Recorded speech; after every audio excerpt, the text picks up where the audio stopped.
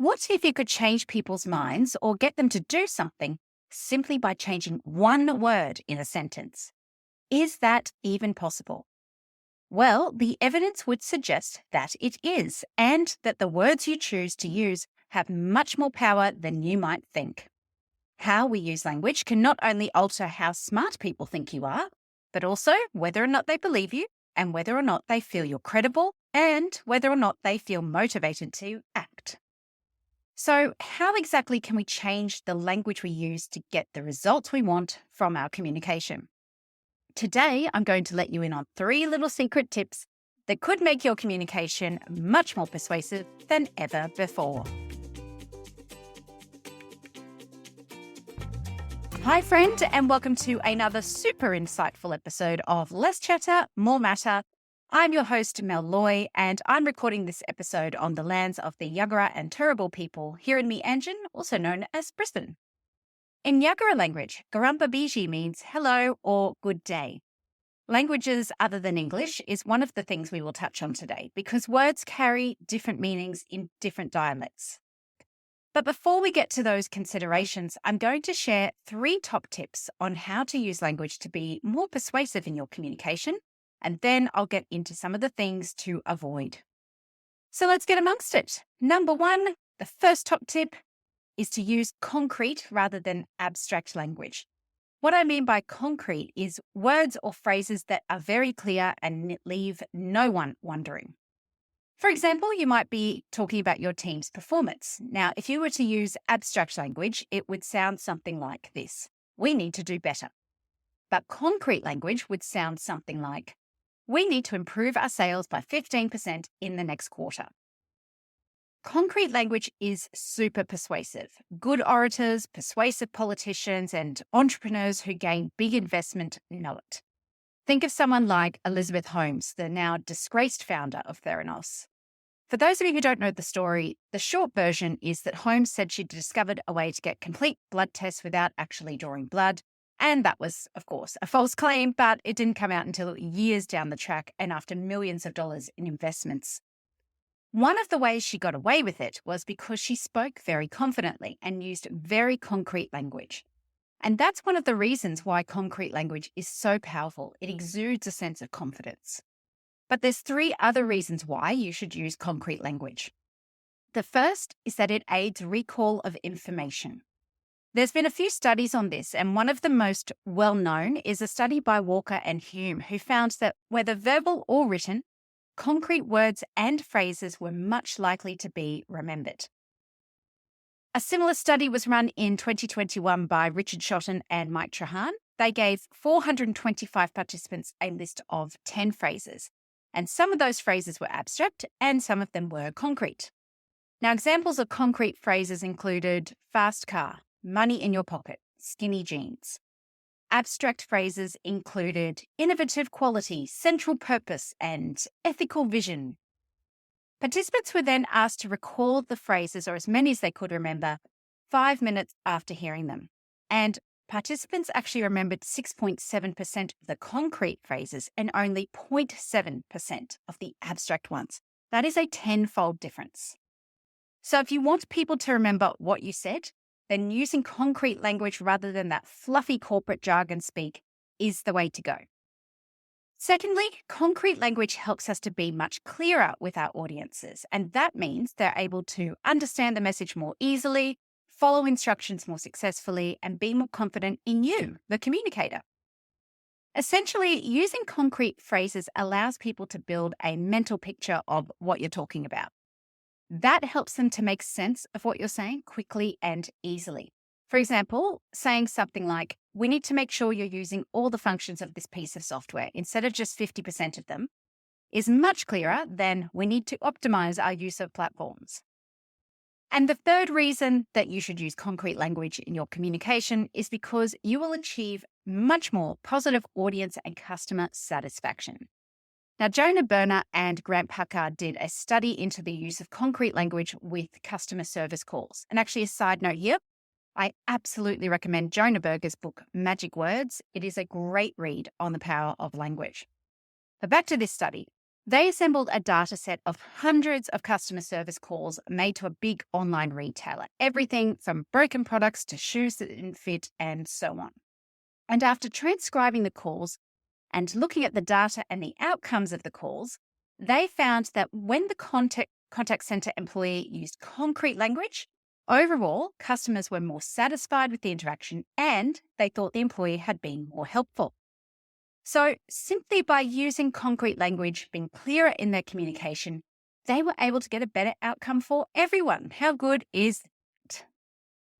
Okay, the second top tip to use language in a way that is more persuasive is to use words and phrases that elicit emotion.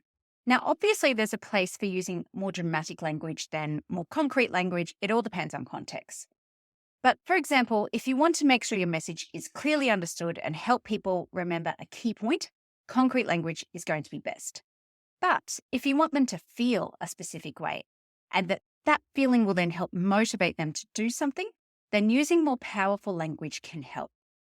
There's a really great example by Elizabeth Loftus and John Palmer where they had groups of people watch videos of car crashes. Now, each group was then asked to estimate how fast the cars were traveling when they crashed. But each group was given one small change in the question they were asked, and that change was the verb that was used. So, for example, one group was asked, how fast were the cars going when they contacted each other? For other groups, the word contacted was swapped out for another adjective like hit, bumped, collided, or smashed. Now, obviously, the word smashed is much more dramatic than the word collided. And the researchers found that the more dramatic the verb, the faster people estimate the cars were going. And the difference was pretty big. So, for example, the people who were asked how far were the cars going when they contacted each other estimated a speed of 31 miles per hour on average, or that's about 52 kilometers per hour. Then those who were asked how far were the cars going when they smashed into each other estimated a speed of 40.5 miles per hour, or about 66 kilometers per hour. That's a big gap. So what does this have to do with being persuasive? Well, if you really want to make an impression and you want your message to be memorable, then using more powerful language that creates greater emotional connection can be very useful. Also, this language helps to build a mental picture in people's minds. It's almost like they can imagine the scene playing out in front of their own eyes. And that kind of connection is really powerful. And it's part of the reason why storytelling works so well, because it uses that emotional language that connects with people's hearts, not just their minds. That's the thing about persuasive communication. You need to talk to both head and heart. And while it might be nice to think that if you present a logical argument, people will respond logically, we know it's just not the case because, firstly, we are not rational beings. That has been proven time and time again. But secondly, because while we use logic, we are driven by emotion. And there was a study many moons ago of people who had acquired brain injuries that impacted the emotional center of their brains. And essentially, that meant they struggled to feel any emotions. Now, interestingly enough, without access to emotions, those people really struggled to make decisions. And that's how powerful emotions are in decision making and why the language that you use can help people make that decision to follow your direction. Okay, the third way to use language to persuade your audience is using it to build a sense of identity. And there's a couple of ways we can do this. The first is one I've spoken about before on the show, and it's in my book, and it's about taking a noun and turning it into a verb. So, for example, not asking people to lead change, but asking them to be change leaders can be much more powerful. There's a couple of key studies in this area. In one study, people who were eligible to vote in US elections were canvassed and they were asked either, will you vote or will you be a voter? The latter group were far more likely to actually turn up to the polling booths and vote. A similar study at Stanford University looked at groups of kindergarten children and their reactions when a teacher knocked over some pens or made a mess of some kind. And half the children were asked, will you help clean up? And the other half were asked, will you be a helper and help clean up?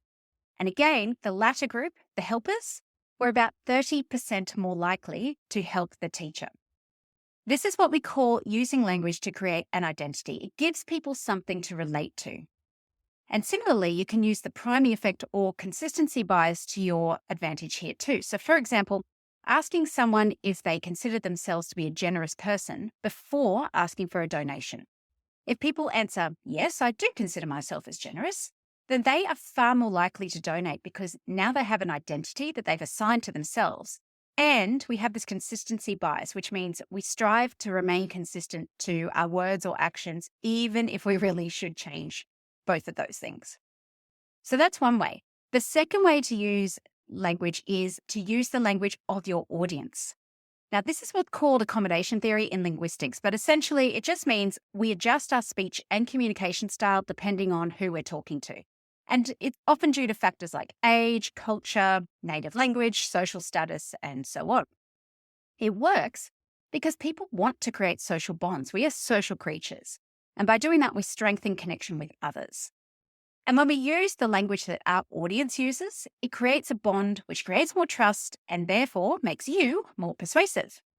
Now, like all effective communication, it comes down to putting your audience at the center of everything you do. So use the words and language they're likely to use, or even mirror their body language and expressions. But the key is to do this genuinely and authentically. You don't want to come across as patronizing, but also it's really obvious when talking in a certain way is really uncomfortable for you. Just think about those videos doing the rounds right now on social media where elderly people are speaking in Gen Z language. It's very obvious out of their comfort zone. Okay, so they're the three things to do. Here's the three things not to do with language if you want to be more persuasive. So the first one, and you know I bang on about this all the time, is do not use jargon and corporate speak. So jargon is words or phrases, even acronyms that are unique to a particular business or industry. So for example, in the marketing and comms sector, we have a bunch of jargon like above the line or CTA, ROI, segmentation, etc., etc. Corporate speak is that flowery buzzword language that is usually meaningless. It's basically word salad. Phrases like leverage the synergies and paradigm shift or low-hanging fruit and my most hated word, optimize, and so on and so on. I'm sure we've all heard these words many times before, unfortunately, and they're basically meaningless to many people in our audience. They can come across as like you're trying to hide something, or even that you don't know what you're talking about and you're trying to hide it. One study had groups of people read an article, and some groups had the article in its original form, which was written in really academic language with lots of jargon. And other groups in the experiment had the same article, but it was effectively translated into plain English. Then the groups were asked to rate how intelligent they thought the authors of the article were. And lo and behold, those who read the simplified, plain English version rated the perceived intelligence of the authors as 13% higher than the readers of the academic version. My point is that keeping it simple is not dumbing it down. It only makes you appear smarter, but it helps your audience understand your key message too.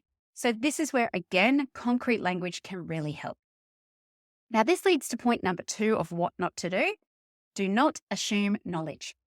Using words or phrases that are unique to your sector or your area of expertise assumes that your audience also knows what they mean. And this is what we call the curse of knowledge. We forget what it's like not to know everything we know. It's really prevalent in all industries, but it's also really prevalent in senior leadership. Think about a CEO or a C-suite member who's been living and breathing strategy creation for months on end. And when they start communicating it, often poorly, and often using the broken communication cascade, people don't get it. So for example, some moons ago, I worked for a financial services company, and the CEO at the time came up with this idea of creating a financial services marketplace. That was his strategy. Now, in his mind, this made perfect sense because he'd come up with the terminology and he had a clear picture of what that looked like in practice. But nobody else did, not even the C-suite. He kept pushing it through, but to his detriment. Firstly, it was going to cost a lot of money to get where he wanted to go. Secondly, it was a very ambitious idea when the company really just needed to work on getting some of the basics right. Thirdly, the customers didn't need or want it. They just wanted the basics right. But also, it was just a term that nobody really understood. And in the end, that kind of led to his demise as CEO. But the point is that using language that people will understand is the way to go. Don't assume they have the same level of expertise or depth of knowledge or time that you've had to consume this knowledge. If you do, you definitely won't be as persuasive because people just won't understand what you're on about. Finally, don't forget that words and phrases can mean different things to different people due to cultural or even generational differences. So, for example, using the word maybe, that can mean we might or we might not in some cultures, but in other cultures, it's a polite way of saying no. We also have colloquial words and phrases. So, for example, us Aussies say no worries a lot, or yeah, nah, or nah, yeah. But some of that can be perceived as a bit negative or confusing. And for example, if you say no worries, some people might feel offended because they never meant to worry you. There's also generational differences. Like I said earlier, we're seeing a lot of that play out on videos on social media right now. Think of some of that Gen Z slang like slaps. I mean, obviously that's going to mean very different things to different people. So if you want to persuade your audience, think about those words and phrases that could be confused or misinterpreted. And if you're not sure, ask. Okay, it is time for your episode recap. So if you tuned out, now's a good time to tune back in and get the key points. Today's episode was all about how the language you use can either help or hinder your persuasiveness. We covered 3 top tips for using language to be more persuasive. Number 1, use concrete rather than abstract language. This kind of language helps people better remember what you said, understand what you said, and ultimately leads to better outcomes for you and your audiences. Number 2, use language that elicits emotion. Emotion helps drive people in the direction you want them to go, and it creates a picture in their minds that you want them to have about a particular situation. It's how you motivate people, and emotion helps people make decisions. Number 3, use language that helps build an identity. So firstly, by using language that implies an identity like change leader or change maker instead of leading change, for example. But secondly, by using language that your audience uses, it helps to build a connection and shared identity, which leads to more trust, which leads to more action. We then covered 3 top tips for what not to do. Number 1, don't use jargon and corporate speak. It makes you look ridiculous, but it also comes across as patronizing and it can be really confusing to your audience. Number 2, don't assume knowledge. Using language and words that are clear for your audience to understand is the way to go. Even if they haven't been in the project to the depth that you have or have the same expertise, we want to make sure that they understand it. And number 3, don't assume all words mean the same thing for everyone. Remember that language has those cultural, colloquial, and generational differences. And if in doubt, check first. Okay, that is your episode for today. I hope you enjoyed it and I hope you got a bit out of it. And if you did, maybe think about sharing it with somebody else who you think could really benefit from the learning. On that note, if you haven't yet, I would love it if you could be a helper and become a reviewer and leave a rating and a bit of a review on your podcast app of choice. That would be so helpful in getting the word of this learning out even further. In the meantime, don't forget that you can stay up to date with everything we're doing at Hey Mel Comms over on LinkedIn and on Instagram. So make sure you check the show notes for that and sign up to our fortnightly newsletter. In that, you will find a whole lot of value, events that are coming up, the latest news from the comms world, and so much more. All right, team, that's all we've got time for today. Keep doing amazing things, and bye for now.